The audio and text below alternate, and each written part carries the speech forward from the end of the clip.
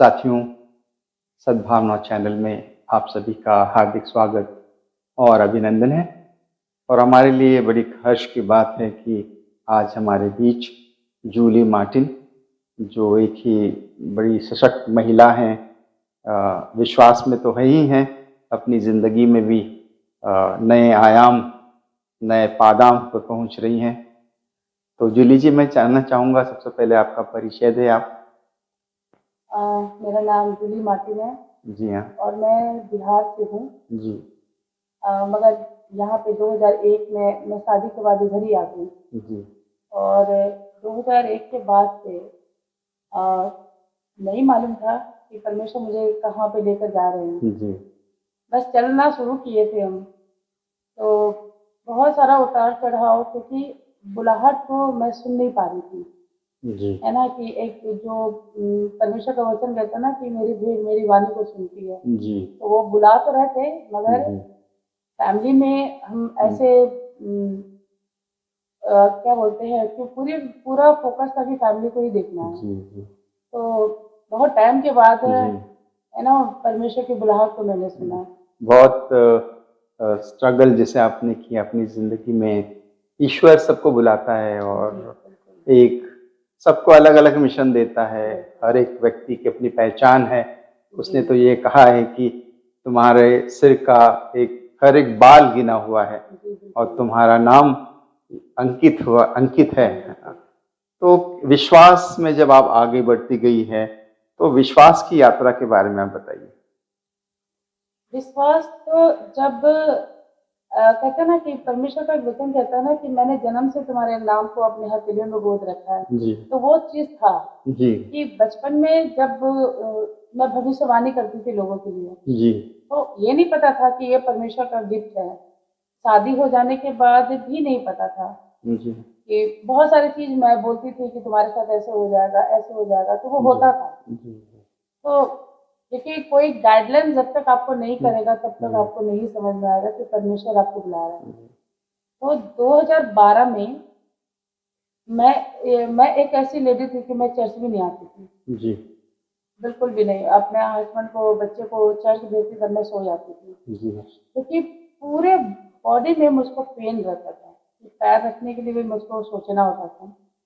अब ये मैं बोल सकती हूँ कि एक बुलाहट का पहला ये था। 2012 में ये चीज तब हुआ जब मैं एक बार मुझको स्वर्ग की यात्रा करनी पड़ी। जी। 5 बजे की सुबह मैं स्वर्ग गई, क्योंकि 2008 में मेरी माँ की डेथ हो गई थी। तो उसके बाद 2012 में, और मैं स्वर्ग में थी, और वहां पे जो हो रहा था मेरे हस्बैंड बैठ के सुन रहे थे। लेकिन बोलते ना नींद में बोलना। जी। तो वहां पे मैंने फर्स्ट टाइम जीसस से मिला। जी। वो बहुत लंबी कहानी है, तो मैं शॉर्ट में बता रही हूँ। तो वहां पे उसने मुझे मेरी माँ से मिलवाया। मैंने उनको देखा, उनके घाव को छुआ, और उसने फिर बोला कि तुम जाओ अब यहाँ से। तो मैंने बोला कि अभी मेरा समय नहीं है, मैं भी नहीं जाऊंगी। बोला नहीं, तुम अभी तुम्हारा समय नहीं है। तो उसने बोला कि एक दिन जब वो गेट के पास मुझे लेकर आए, तो उसने बोला कि एक दिन तुम्हारा उद्धार होगा और तुम्हारा नाम पूरी दुनिया जानेगी। जी। तो अब ये चीज मेरे दिमाग में ऐसा घर कर गया कि ये चीज कब होगा। फादर एरिस थे यहाँ पे, तो मैंने उनको भी बताया कि ऐसे ऐसे बात है। तो आंसर कहीं नहीं मिला मुझको। 2013 में मेरे साथ मुझे ऐसा प्रॉब्लम था, कमर में एक ऐसा प्रॉब्लम हुआ कि मैं उठ के बैठ नहीं सकती थी। जी। उसी बीच परमेश्वर ने किसी को मेरे लिए भेजा। जी। और उसने चर्च में मुझसे बोला कि मैं आपके घर आके ना हम प्रार्थना करना चाहते हैं। तो मैंने बोला बिल्कुल आइए।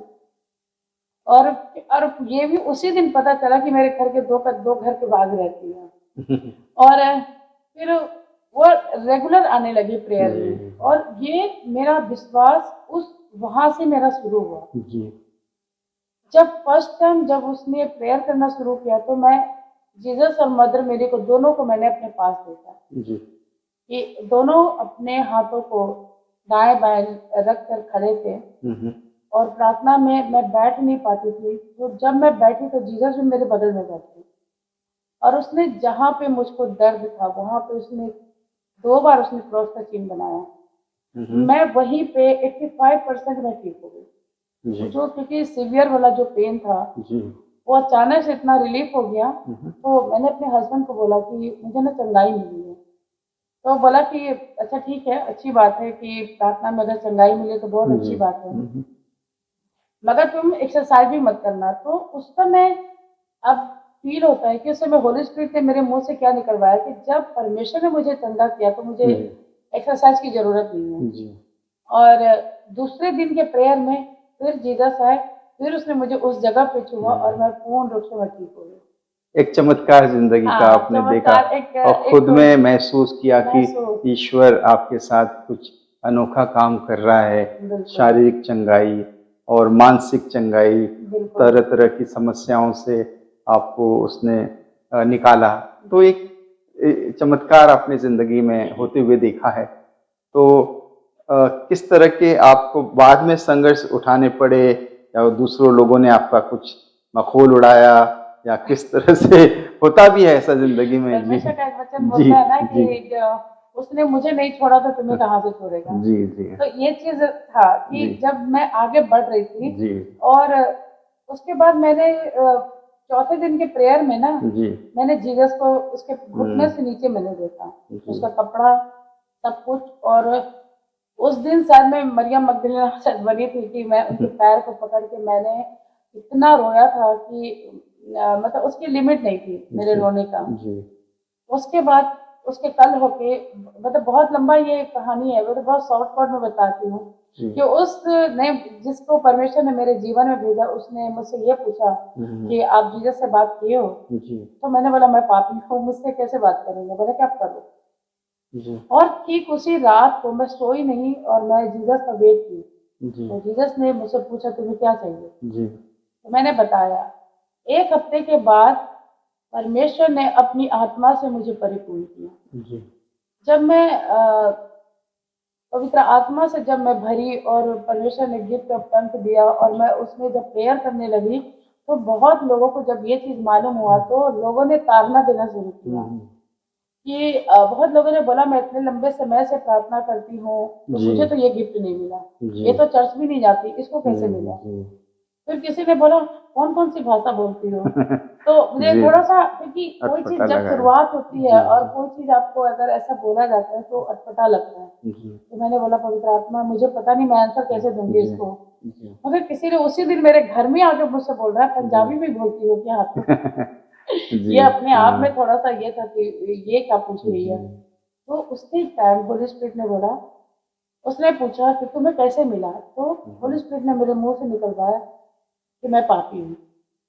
परमेश्वर का वचन कहता है कि मैं पापियों के लिए आया हूँ। ये मेरे लिए एक ऐसा अद्भुत चीज था कि जो मैं कभी बाइबल नहीं उठाई थी और मैं बाइबल के वचन को बोल रही थी। उसके बाद तो तारना लोगों की ऐसे मिलती मिलती रही कि ये कैसे आगे बढ़ रही है। ईश्वर का वचन चमत्कार करता है और वो कहता भी है कि मैं बलिदान नहीं दया चाहता हूँ। तो ये ईश्वर के वचन है और जो आप अपनी जिंदगी में उसको महसूस कर रही हैं, उसके चमत्कारों को देख रही हैं अपने अपने आप में। तो आने वाले समय में आप बहुत सारे जो लोग हैं, बहुत सारे जो हमारे मसीह भाई बहन हैं वो मसीह से दूर हो रहे हैं। तो वो आने वाले समय में हम उनको कैसे यीशु के पास ला सकते हैं और जो हमें जो ट्रेडिशंस मिले हैं हमारे पहले के जो प्रॉफिट्स होते थे, जो भविष्यवाणियाँ करते थे, यीशु ने खुद मसीह बनकर हमारी मुक्ति की है। तो आज का जो समय है लोग यीशु पर विश्वास नहीं कर रहे हैं। तो ऐसे हालात में आप क्या कहना चाहेंगी? प्रकाशित वाक्य में परमेश्वर का एक वचन कहता है ना कि हर एक घुटना झुकेगी और हर एक हाथ उठेगा। तो ये जो वर्ड है जो है हमारा फोकस उस पे है कि परमेश्वर ने अगर ये कहा है तो ये होकर रहेगा, है ना। कि जब परमेश्वर ने अपनी आत्मा से जब परिपूर्ण किया, स्ट्रगल बहुत आए, बहुत स्ट्रगल आए और हम उसको बिल्कुल देखे नहीं कि हम उसको इग्नोर करके हम आगे बढ़ते गए। तो हमारी कोशिश अभी यही है कि ज्यादा से ज्यादा लोगों की आत्माएं बचाई जाए, जी चाहे उसके लिए मुझे जो भी करना पड़े।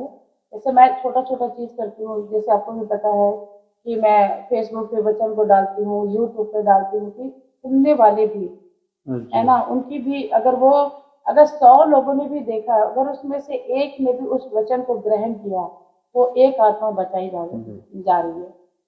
तो ये कोशिश है।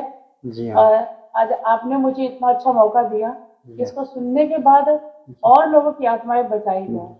तो कोशिश यही है, जो आप कोशिश कर रहे हो वो मैं भी कर रही हूँ। बहुत बहुत धन्यवाद कि आपने उस वचन को जिया है। वचन जो कहता है, यीशु स्वयं वचन है और वो जो रास्ता दिखाता है वो रास्ते पे आप चल रही हैं। जी जी हम आपको बहुत शुभकामनाएं देते हैं सद्भावना चैनल की ओर से, और ऐसी आशा रखते हैं कि ईश्वर की ओर लोग बढ़ें, बिल्कुल। क्योंकि हमारे एक संत कहते हैं कि पवित्रता सुख का साधन नहीं, एक कर्तव्य है। तो सब सच्चाई के रास्ते पे चले, प्रेम के रास्ते पे चले, शांति और सद्भाव में चले, यही हमारी प्रार्थना है। बहुत बहुत धन्यवाद। Thank you.